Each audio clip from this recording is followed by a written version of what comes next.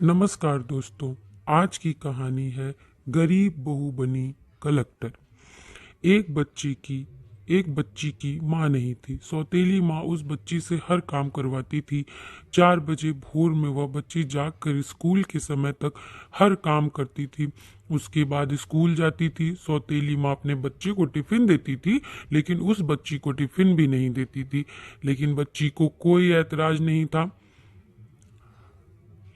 पिता कभी महीने में कमाकर घर आता था। उस बच्ची की सौतेली माँ काफी मान जान करने लगती थी। पिता के जाने के बाद फिर वही कार्य करवाती थी। बच्ची पढ़ने में तेज थी, धीरे धीरे बड़ी हो गई।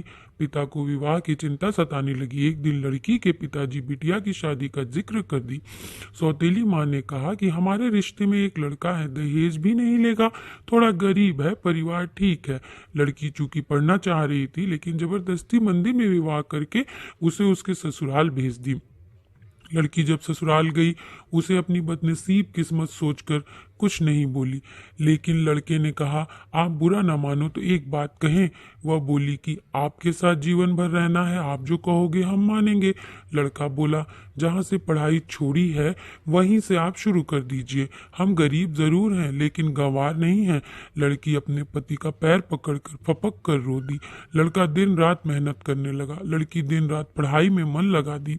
लड़की एक बड़े शहर में रहकर आईएएस की तैयारी करने लगी।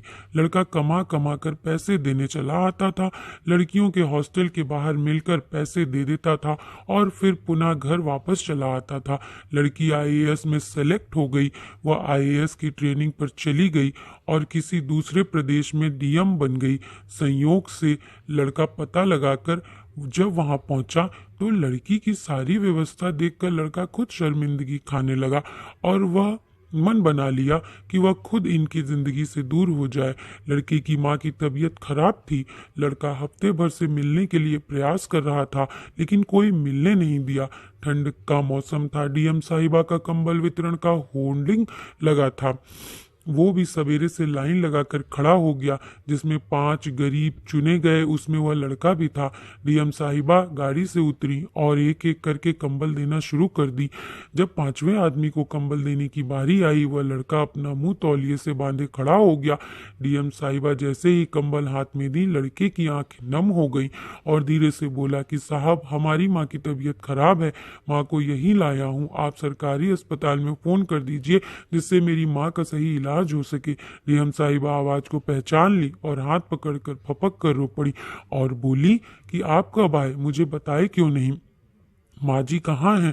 उसने इशारा किया। इतने में वह खुद चल दी, अपनी गाड़ी में सबको बिठाई, अपने आवास ले गई, तत्काल सबके ठंडक के कपड़े खरीद कर लाई। लड़का बोला कि आप बहुत बड़ी अधिकारी हो गई हैं। तो वह बोली कि तो क्या हुआ, आप हमारे पति थे और हैं। आप लोग को हम कैसे भूल जाएंगे? आप मेरे लिए दिन रात मेहनत किए, आपकी देन है कि मैं यहाँ खड़ी हूँ। यह सुन लड़के की आंखें नम हो गई। इतने में डीएम साहिबा भी अपनी आंखों के आंसू रोक न सकी और अपने पति के गले सिमट कर रो पड़ी और अपने परिवार के साथ खुशी खुशी रहने लगी। धन्यवाद।